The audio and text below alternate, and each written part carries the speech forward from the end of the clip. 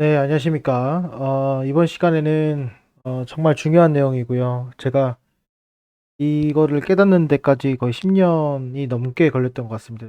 깨닫고 거기에 대해서 실천을 하고 있는 그런 상황입니다. 여러분들이 꼭 이 내용은 반복해서 확인을 하시고요. 이 내용 자체가 상당히 좀 어려울 수도 있고 범주가 많기 때문에 반드시 반복해서 꼭 보시길 바랍니다. 우선 이걸 설명하기에 앞서서 몇 가지를 알아야 되는데요. 켈리 방정식도 알아야 되고요. 지난번에 제가 설명드렸죠. 거기에 이제 산술기하 평균에 대해서도 알아야 되고요. 그 파생된 것이 뭐 세년의 도깨비 여기도 있습니다. 이건 나중에 시간 되면 좀 말씀을 드리도록 하겠습니다.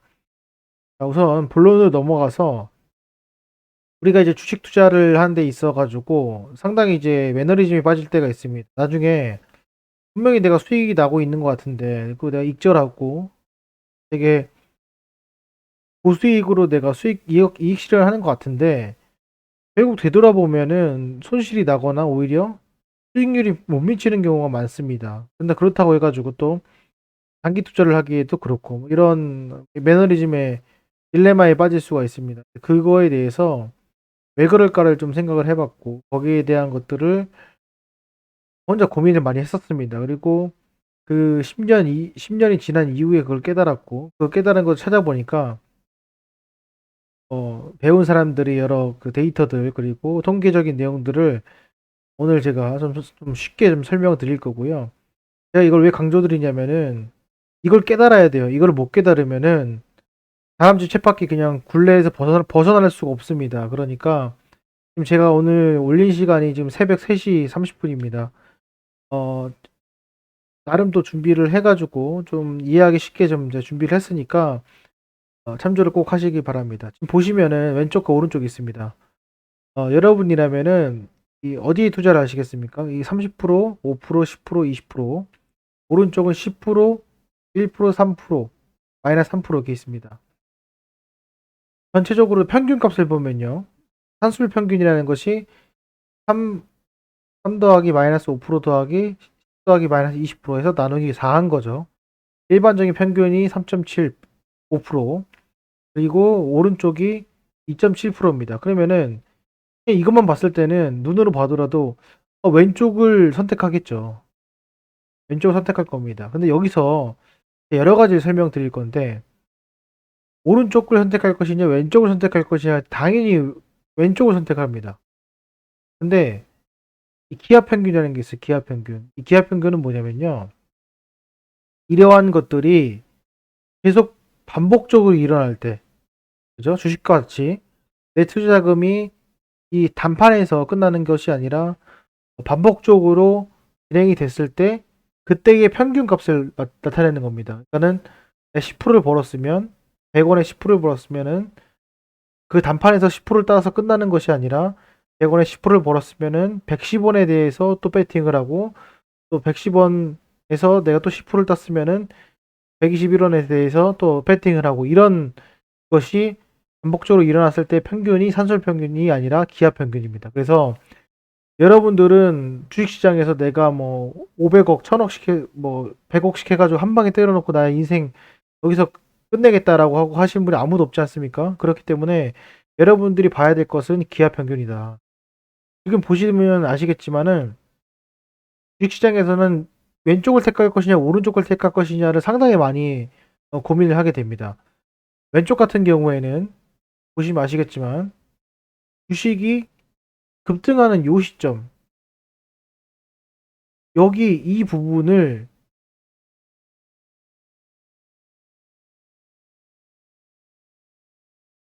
죄송합니다. 요 부분을 투자하는 것, 할 것이냐. 제가 예전에도 설명드렸죠. 아니면 이 부분을 투자할 것이냐. 그거에 대한 차이입니다. 자, 이거를 여러분들이 계산을 할 줄 알아야 되고요. 그거를 꼭 계산이 아니더라도 어림잡아서라도 추측을 하면서 내가 어떤 포지션을 가질 것인지 판단을 해야 됩니다. 자, 왼쪽과 오른쪽이 있는데 왼쪽은 단순히 숫자로 표현하겠지만은 변동폭이 심한 종목이 될 수도 있고요. 그리고 똑같은 종목이라도 정배열이 나오고 급등이 나오고 눈에 이뻐 보이는, 그리고 변동성이 어느 정도 있는 그런 거라고 할 수가 있습니다. 근데 여기서 내가 지속적으로 반복을 계속 투자를 했을 때 100%로 수익 난 거에 대해서 또 100%, 손실 본 거에 대해서 또 100% 이렇게 투자를 했을 때 결과적으로 평균 값은 1.04%가 되고요.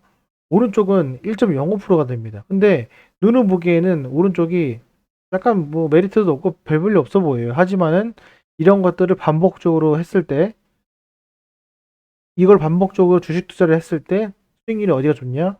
오른쪽이 좋다는 겁니다. 이 산술평균과 기하평균에 대해서 구하는 공식을 제가 잠깐만 설명을 드리면은,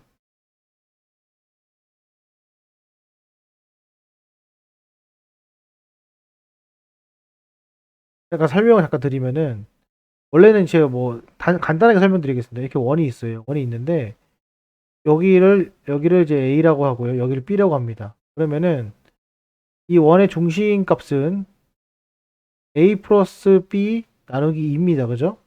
지름, 예, 그죠? 반지름이니까 지름 A 플러스 B 나누기 2입니다. 근데 기하 평균은요, 여기 보시면 아시겠지만 이게 이렇게 돼요.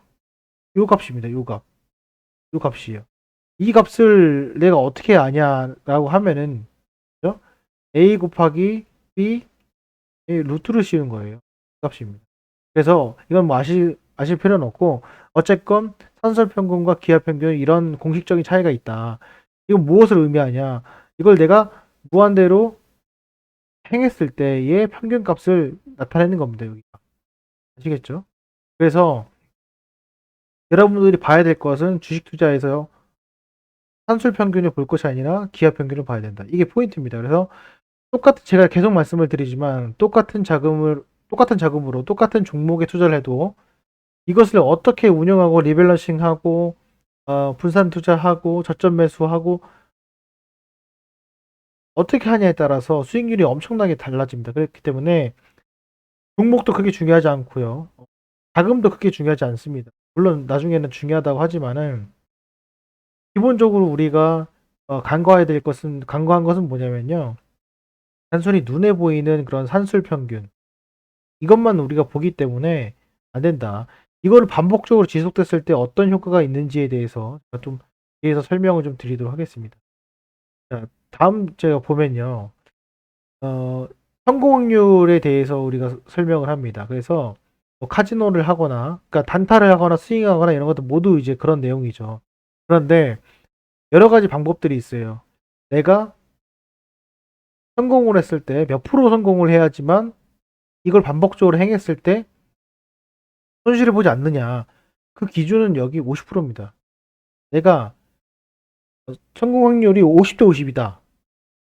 주식 투자하는 데 있어서 어떤 걸 주식을 청산하고 다시 사는 데 있어서 손절 다 포함해서 50대 50이다. 그러면은 이걸 반복적으로 행하면요. 또이또이입니다. 네, 또이또이예요. 이건 데이터적으로 나와 있는 거예요. 통계적으로. 근데 내가 50%보다 못하다. 그러면은 무조건 손실을 봅니다.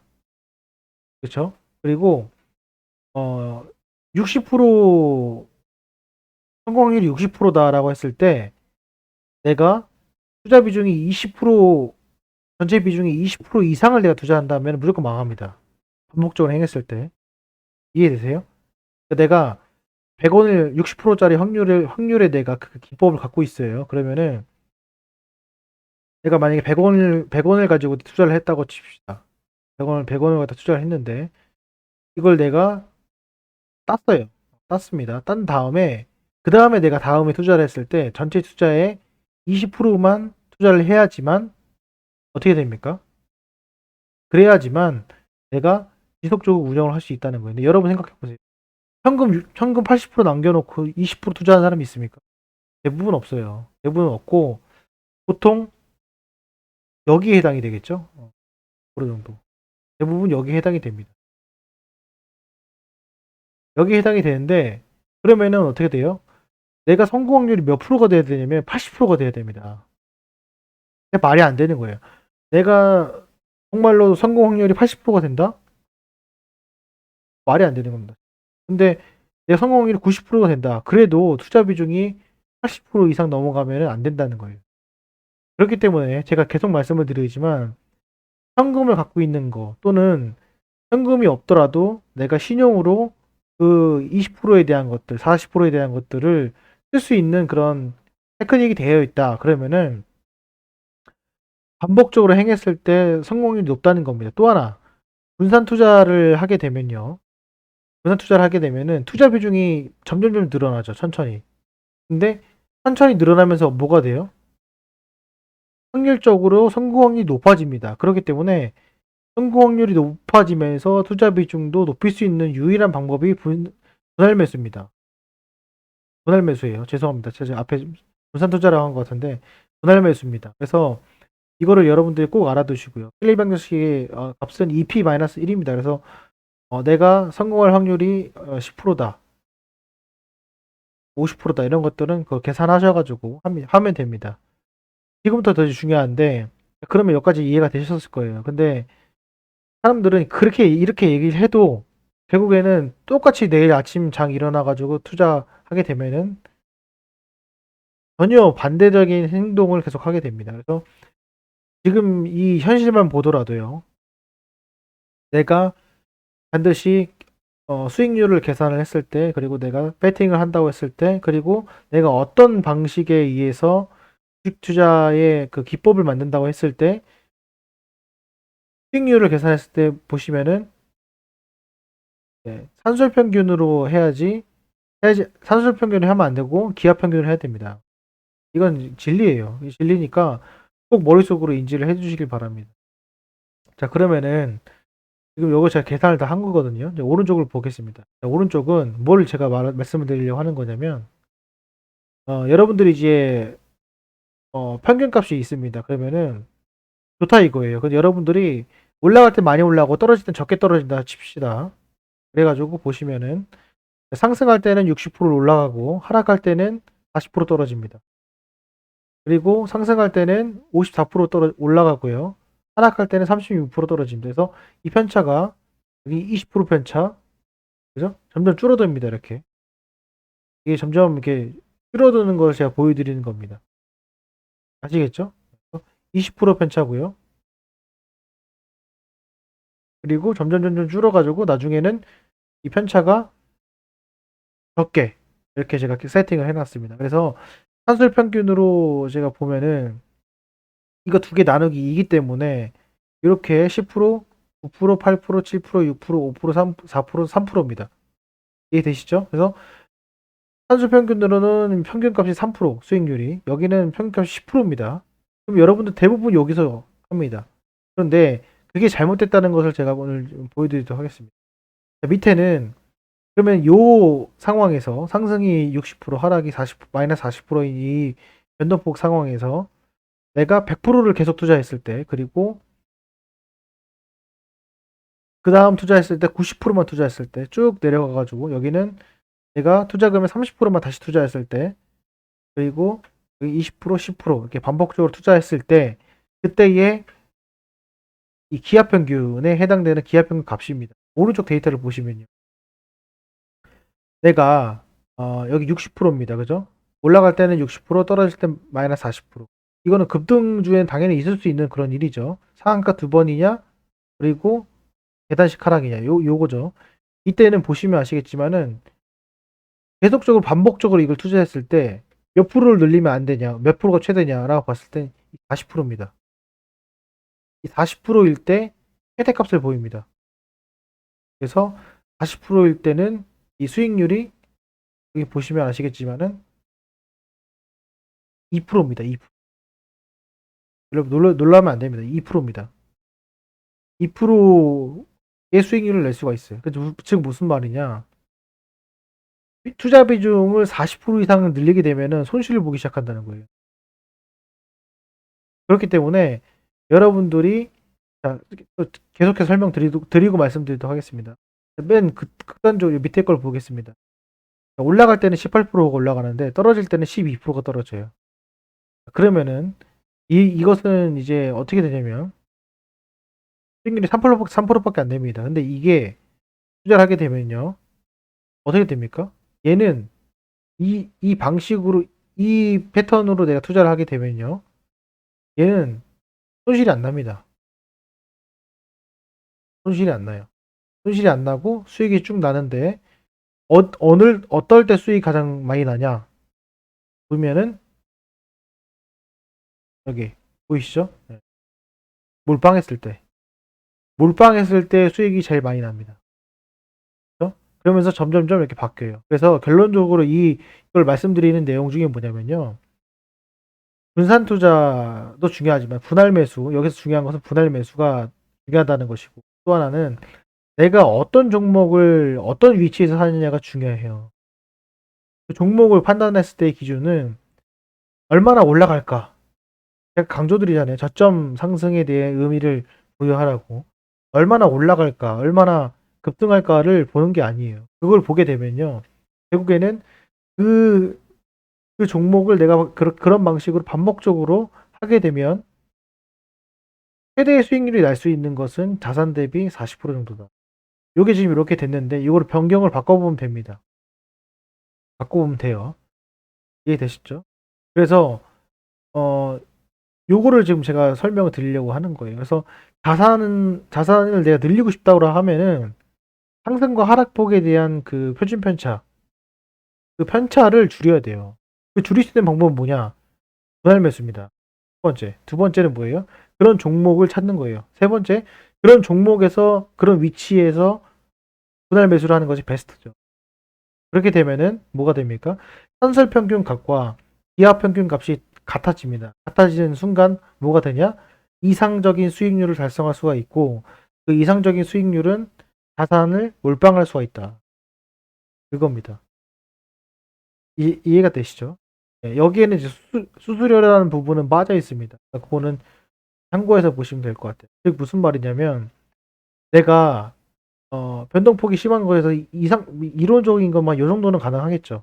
보시면 상승이 30%, 하락이 20% 이런 거. 근데 잘했다고 할 수 있잖아요. 이런 것들. 그럼 여기 0.6짜리를 제가 보겠습니다.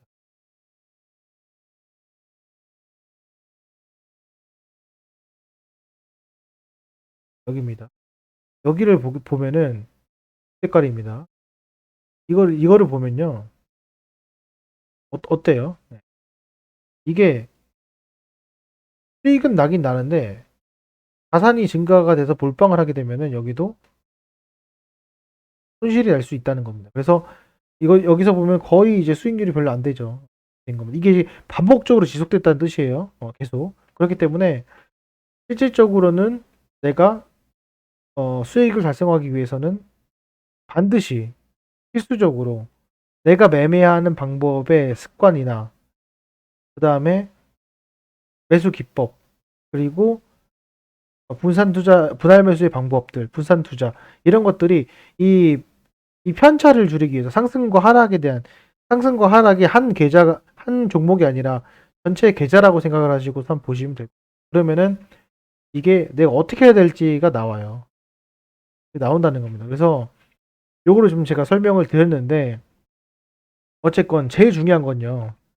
우리가 잘 알고 있는 그 워렌 버핏이나 이런 분들도 이 산술 평균의 수익률이 아니라는 거예요. 대부분 사람들은 나 오늘 100% 이번에 100% 벌었는데 이번에 50% 벌었는데 그게 아니라는 거죠. 그러니까는 장기 투자에 있어서 그리고 장기 투자라는 것은 계속 갖고 있는 것이 아니라 내가 주식 투자를 계속함에 있어서 그 나중에 내가 청산하고 이 주식시장을 떠났을 때의 최종 수익률을 결정하는 것은 이 기하평균입니다. 그렇기 때문에 높은 변동성에도 불구하고 평균값을 상당히 높일 수 있는 그런 것이 중요하다는 겁니다. 그래서 보통 이제 여러분 보시면은 산술 평균을 떨어뜨리면서 변동성을 감소시켜 가지고 기하 평균을 높입니다.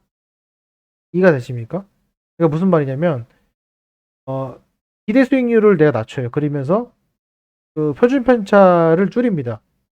제가 샤프 레이쇼 알려드렸죠. 그렇게 되면은 어, 무슨 말이냐면은 그렇게 되면은 결국에는 의미가 없다는 거예요. 그래서 제가 말씀드린 건 뭐냐면요. 자금을 늘리시고요. 자금을 늘리시고 변동폭을 줄이세요. 그 방법을 찾으세요. 변동폭이 줄인다고 해가지고 제가 말씀드리는 뭐 삼성전자나 대형주 갖고서는 갖고 있어라 이런 얘기가 아닙니다.